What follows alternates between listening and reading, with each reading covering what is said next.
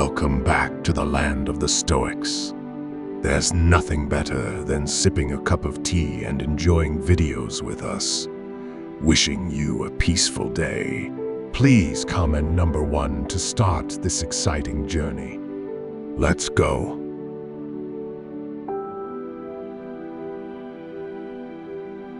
Have you ever wondered about the intriguing details of human sexuality and the surprising facts that might just change your perspective?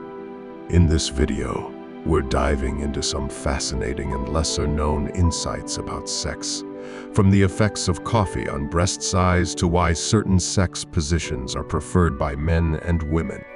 You'll discover how masturbation can boost your mood and improve your health, the adventurous side of millennials' sex lives, and even some unexpected uses for everyday items. Make sure to watch until the end to learn tips that could enhance your sexual experiences and relationships. Trust us, you won't want to miss a single detail. If you are not subscribed, I recommend you subscribe and activate the bell to avoid missing any videos. Before we begin, I would appreciate it if you like the video. You can help me continue spreading the Stoic. If you like the topic of this video, please comment number 1. If you don't, please comment number 0 to let me know so I can make a better video for you. Now, let's begin.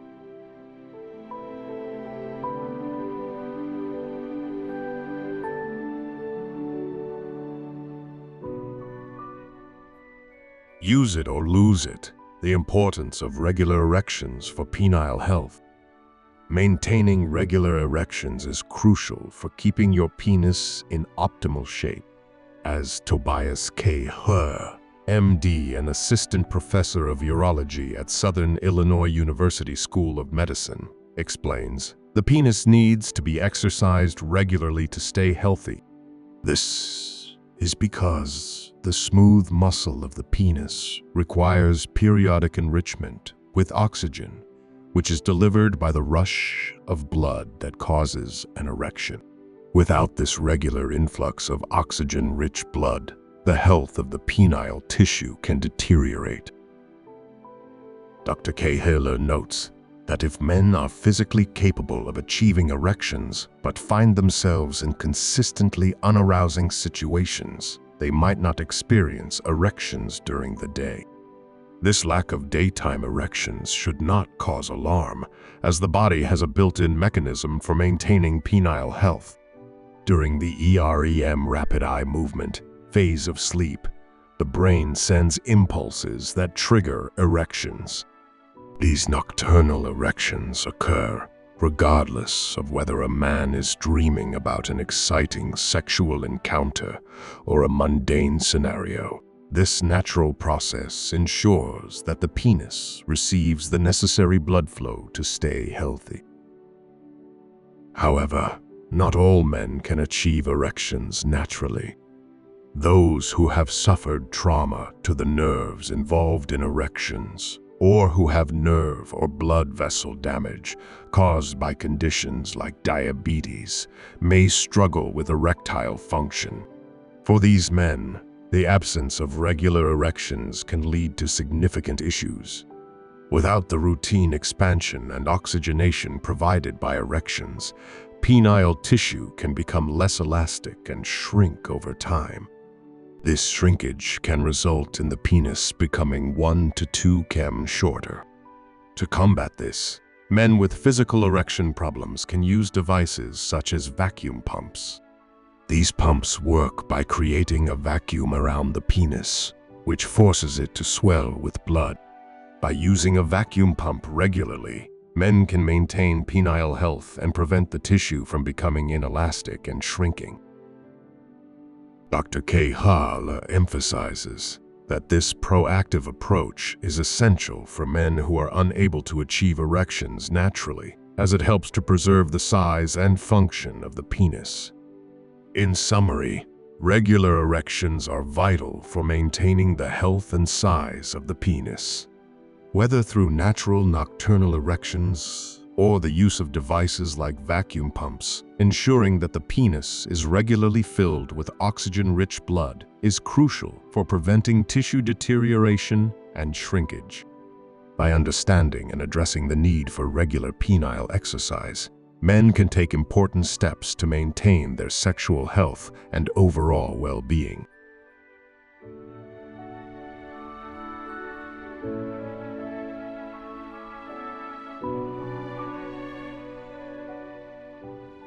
Your penis may be a grower or a shower. Understanding the variability in penile length. The relationship between the size of a flaccid penis and its erect length is far from consistent.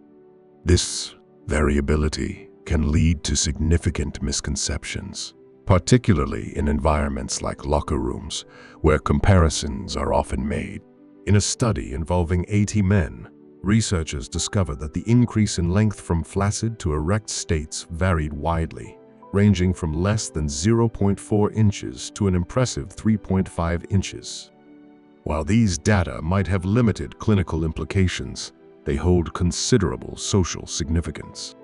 It's essential to understand that a man with a large flaccid penis does not necessarily experience a substantial increase in size when erect, and conversely, a man with a smaller flaccid penis may see a significant enlargement upon erection. Historical data supports this variability. An analysis conducted by renowned sex researcher Alfred Kinsey, which included over 1,000 penile measurements, revealed interesting patterns. According to Kinsey's findings, shorter flaccid penises typically gain about twice as much length when erect compared to longer flaccid penises. This observation led to the popular distinction between showers and growers. A shower refers to a penis that does not increase significantly in length when erect, while a grower is a penis that undergoes a substantial increase in length during an erection. It's important to note that these terms, shower and grower, are not medical classifications and lack scientifically established thresholds. They are colloquial terms that describe the degree of change in penile length from a flaccid to an erect state. Despite the common use of these terms, Kinsey's data suggests that most penises do not fall into extreme categories. Approximately 12% of penises increased by 1/3 or less of their total length when erect, while about 7% doubled in length. This wide range of variability underscores the diversity of male anatomy. The lack of a predictable relationship between flaccid and erect lengths means that assumptions based on flaccid appearance can be misleading. This understanding can help dispel common myths and promote a healthier, more accurate view of male genitalia. In practical terms, this means that men should not feel self-conscious or concerned about their flaccid size, as it does not necessarily correlate with their erect size. Embracing this natural variability can lead to greater self-acceptance and a reduction in unnecessary anxiety about penis size. Overall, the concept of being a grower or a shower highlights the natural diversity in penile anatomy and the importance of recognizing that differences in flaccid length do not predict erect length. By acknowledging and understanding this variability, men can foster a more positive and realistic perception of their bodies.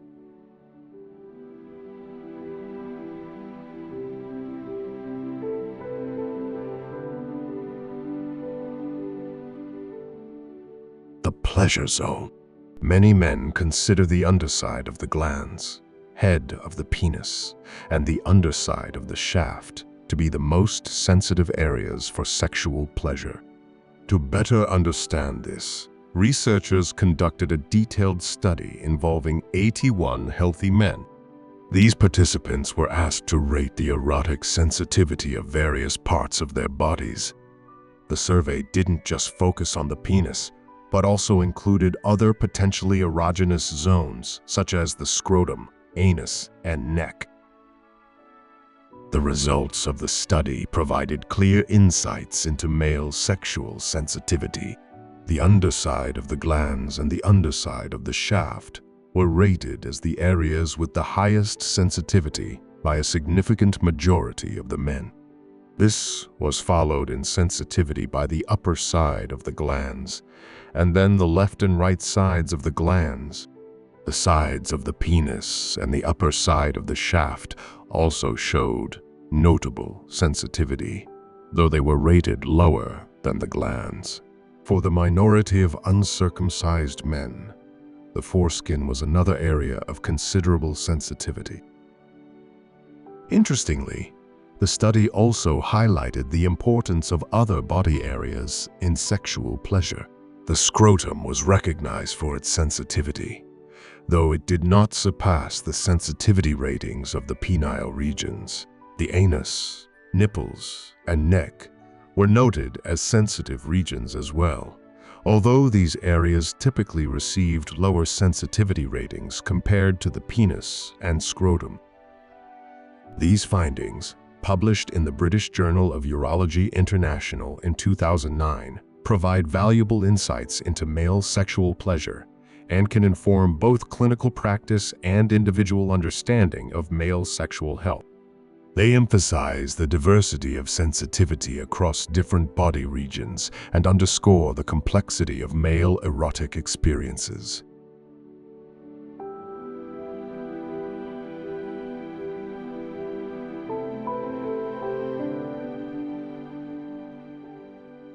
Sensitivity declines with age. Studies have consistently shown that penile sensitivity declines as men age, although quantifying the exact extent of this decline remains challenging due to variations in research methods. Typically, sensitivity is assessed by measuring the minimum level of stimulation that a man can detect, known as the sensory threshold. However, different studies have used various techniques to stimulate the penis and measure sensitivity, leading to some variability in results. Despite these methodological differences, a general trend emerges. Penile sensitivity begins to decline around the age of 25, with the most significant decrease occurring between the ages of 65 and 75. Interestingly, while the decline in sensitivity is well documented in scientific literature, the subjective awareness of this change among men is less clear. Dr. Kay Haller, a specialist in male sexual health, notes that although studies show a clear decline in sensitivity with age, his patients rarely bring it up as a concern. It is a super rare complaint, he states, suggesting that this decline is not something most men are acutely aware of or find particularly troubling. Instead, as men age, they tend to report more common issues related to sexual health, such as difficulties with erections and achieving ejaculation. These issues are often more prominent in the minds of aging men and may overshadow any subtle changes in penile sensitivity. The fact that the decline in sensitivity is not frequently reported as a concern might indicate that men either do not perceive this change consciously or do not consider it significant enough to affect their overall sexual satisfaction. This phenomenon highlights an important aspect of male sexual health and aging. While physiological changes like reduced sensitivity are part of the aging process, they may not be as impactful on a man's sexual experience as other factors. Emotional, relational, and psychological components of sexual health likely play a more significant role in shaping men's sexual experiences as they age. For instance, the quality of a relationship, emotional intimacy, and mental well-being can all influence how a man experiences sex, potentially compensating for or mitigating the effects of declining physical sensitivity. Moreover, it is possible that the decline in sensitivity is gradual enough that men adapt to it over time without experiencing a noticeable difference in their sexual experiences. This gradual adaptation might help explain why the decline in sensitivity is not often reported as a significant issue. In summary, while penile sensitivity does decline with age, this change may not be as impactful on men's sexual health as other age-related issues like erectile dysfunction or changes in ejaculation.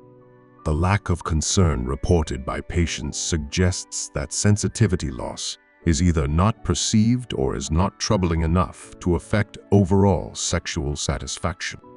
Emotional and psychological factors likely play a more prominent role in maintaining sexual health and satisfaction as men age, underscoring the complex interplay between physical changes and broader aspects of well-being in the aging process.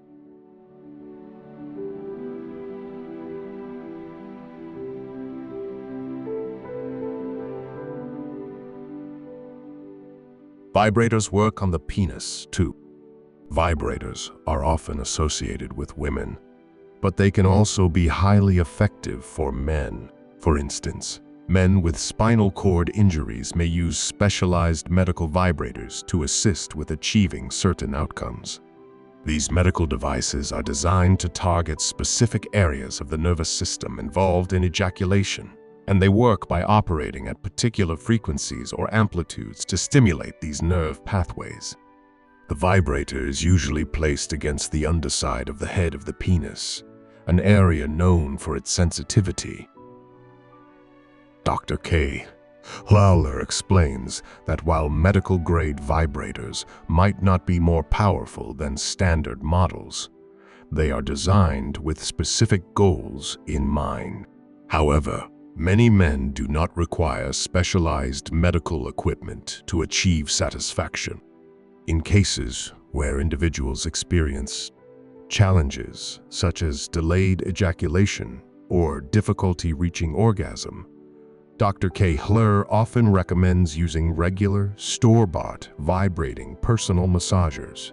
These devices can offer ample stimulation to help address these issues effectively. Beyond their medical applications, vibrators are widely used by many men for the enhanced pleasure and variety they provide. Incorporating a vibrator into sexual activity can introduce new sensations and make experiences more enjoyable and exciting. These devices are versatile and can be used during solo masturbation or partnered activities, offering flexibility in one's sexual routine. Using vibrators can also help men explore their bodies and uncover new erogenous zones. This exploration can lead to a better understanding of personal sexual responses and preferences, contributing to a more fulfilling and satisfying sex life. Additionally, vibrators can be a fun and adventurous addition to intimate moments, allowing both partners to experiment and discover new forms of stimulation. Overall, vibrators are versatile tools that can greatly enhance male sexual pleasure. Whether used for medical reasons or for added enjoyment, they offer a range of benefits that can improve sexual experiences.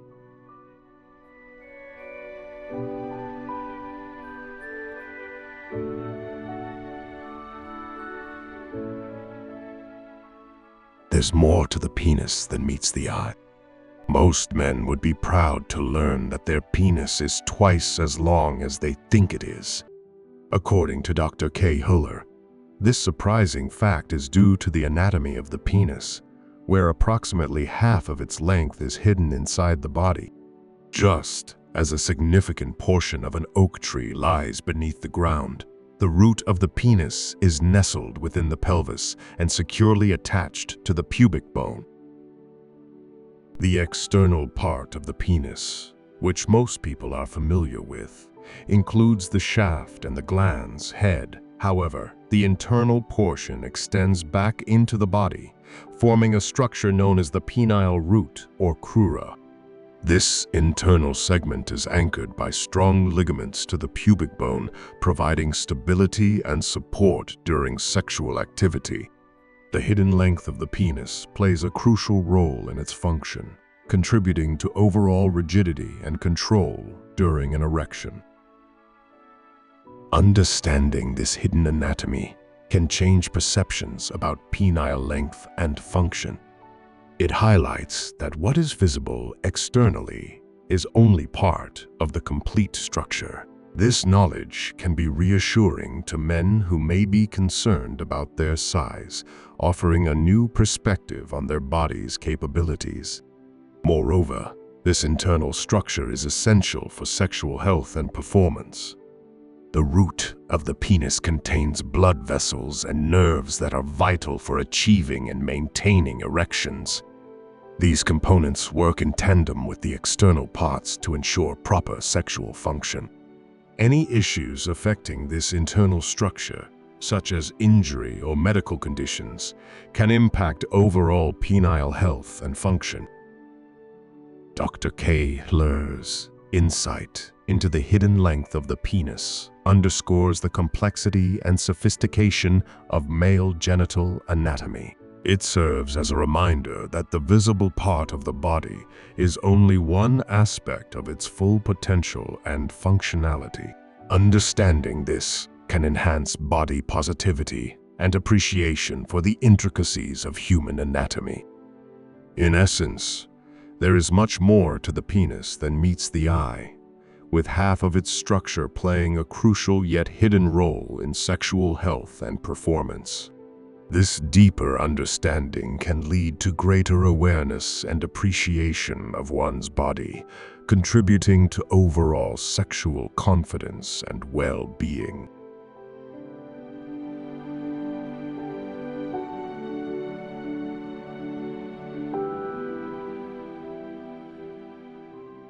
Your penis is a habitat. The skin of your penis is home to a diverse community of bacteria. Researchers at the Translational Genomics Research Institute in Flagstaff, Arizona, conducted a study using genetic tests to identify the bacterial species present on men's penises. Their findings revealed a total of 42 unique types of bacteria inhabiting the penile skin. The study also demonstrated that the variety and abundance of these bacteria differ significantly between uncircumcised and circumcised penises. To explore these differences, the researchers first collected and analyzed samples from the penises of 12 men who were planning to undergo circumcision. The initial samples were taken before circumcision, and subsequent samples were collected and analyzed after the procedure. The results showed a marked decrease in the number and diversity of bacterial species following circumcision. In uncircumcised men, the foreskin provides a warm, moist environment that supports a more diverse bacterial community. This environment is conducive to the growth of a variety of microorganisms, some of which are unique to this specific niche. After circumcision, the removal of the foreskin changes the habitat, making it less hospitable for many types of bacteria. Consequently, the bacterial population becomes less diverse and more similar to the bacterial communities found in other areas of the skin. This research highlights the dynamic nature of the penile microbiome and its susceptibility to changes brought about by circumcision. The study's findings are important not only for understanding the microbiological environment of the penis, but also for recognizing the potential implications for men's health. For instance, the reduction in bacterial diversity following circumcision may have both positive and negative health effects. On one hand, it could lower the risk of certain infections, such as those caused by bacteria that thrive in moist environments. On the other hand, the changes in the microbiome might impact the natural balance of microorganisms, potentially affecting the skin's health and its ability to protect against other pathogens. The discovery of this microbial diversity emphasizes that the human body, including the penis, is a complex ecosystem.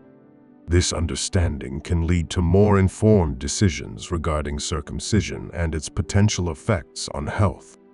Additionally, it underscores the importance of maintaining good hygiene practices to support a healthy balance of bacteria. Whether one is circumcised or not, the penis, much like other parts of the body, hosts a rich and varied microbial community that plays a crucial role in maintaining health. This community is influenced by various factors, including anatomical differences and personal hygiene practices, making it a fascinating subject for further research and understanding.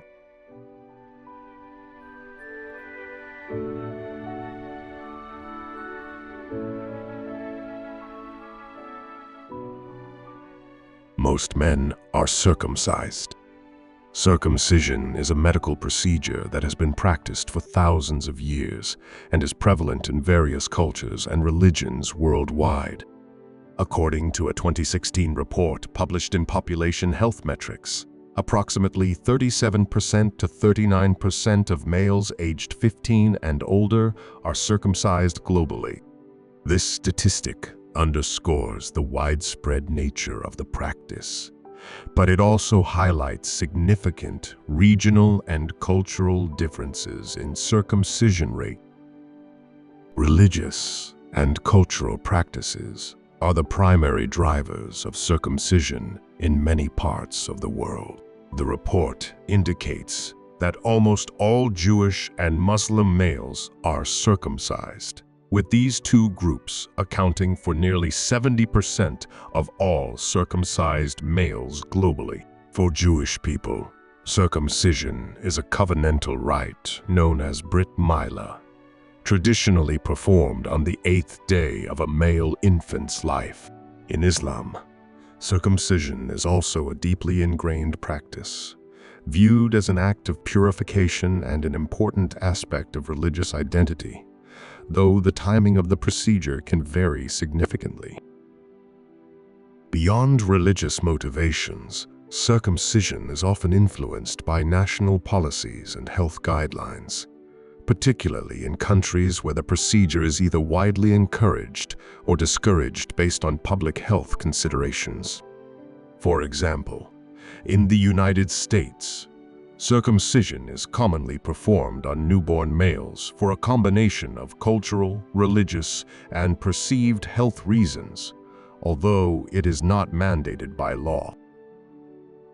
The health implications of circumcision have been a subject of extensive research, and studies have suggested several potential benefits associated with the procedure.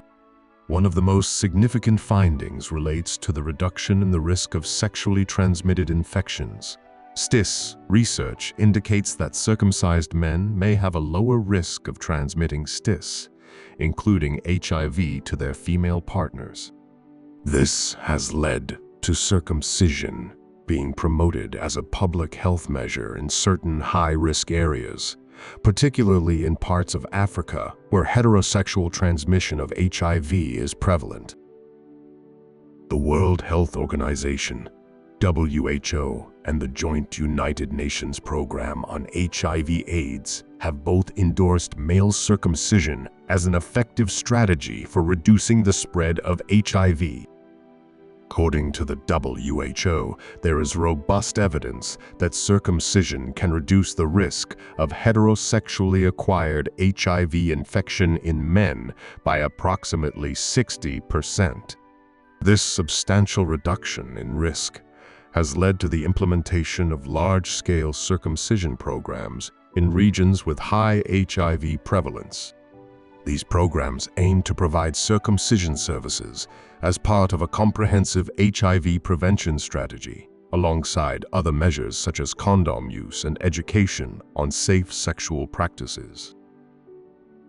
In addition to its potential role in HIV prevention, circumcision may offer other health benefits.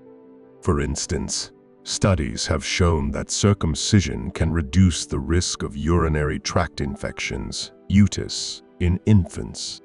UTIs are relatively uncommon in male infants, but when they do occur, they can lead to serious complications. Circumcision has been associated with a lower incidence of these infections, which is one reason some parents choose to circumcise their sons. Furthermore, circumcision has been linked to a reduced risk of certain types of cancer, particularly penile cancer. Although penile cancer is rare, circumcision appears to lower the risk by reducing the likelihood of chronic infections and conditions such as phimosis, a condition where the foreskin cannot be fully retracted over the glans penis, which are risk factors for the development of cancer. However, the decision to circumcise is not without controversy, particularly when it comes to performing the procedure on infants or young children who cannot provide informed consent. Ethical considerations play a significant role in the ongoing debate about circumcision, with some arguing that the potential health benefits do not justify the risks and the irreversible nature of the procedure. Opponents of circumcision often cite concerns about pain, the potential for complications, and the loss of a child's autonomy over their own body. Cultural factors also heavily influence the decision to circumcise. In some cultures, circumcision is seen as a rite of passage, marking a boy's transition into manhood. In others, it is viewed as a necessary step for maintaining hygiene and preventing disease. The practice of circumcision varies widely across different societies, with some cultures placing a strong emphasis on its religious and symbolic significance, while others may approach it from a purely medical or health-oriented perspective. Despite the potential health benefits associated with circumcision, the practice remains a topic of considerable medical, cultural, and ethical discussion. The prevalence of circumcision worldwide reflects the complex interplay of religion, culture, health policies, and individual choice. In some regions, the procedure is almost universally practiced, while in others, it is much less common or even discouraged. Beyond the medical and health aspects, circumcision is also deeply tied to the anatomy and functions of the human body. The human body has long fascinated researchers who continue to explore how various anatomical features have evolved to perform specific roles. For example, the study of male anatomy includes conditions like micropenis, a condition where an individual's penis is significantly smaller than average due to developmental factors, often linked to hormonal influences during fetal development. While rare, this condition illustrates the diversity of human biology and the various ways the body can develop. Interestingly, skin tone can vary across different parts of the body, including the genital area, and certain physical characteristics may continue to develop until an individual reaches their early 20s. These variations can be influenced by genetics and environmental exposure. Studies show that individuals in committed relationships may exhibit different behaviors compared to those who are not in such relationships. This difference may stem from the sense of security and openness in a committed partnership. Additionally, psychological factors like iophobia, the fear of certain physical reactions or conditions, can affect how individuals perceive and respond to their bodies. Lifestyle choices, including educational background, can impact preferences and behaviors. For instance, individuals with higher education levels might have different attitudes towards health and relationships, highlighting the complex interactions between anatomy, behavior, and environment. In conclusion, circumcision is a widespread practice with deep roots in religious, cultural, and medical traditions. While it offers potential health benefits, The decision to undergo circumcision is influenced by cultural beliefs, ethical considerations, and personal choice. As research continues, it's essential to consider the broader context and respect diverse perspectives on this practice.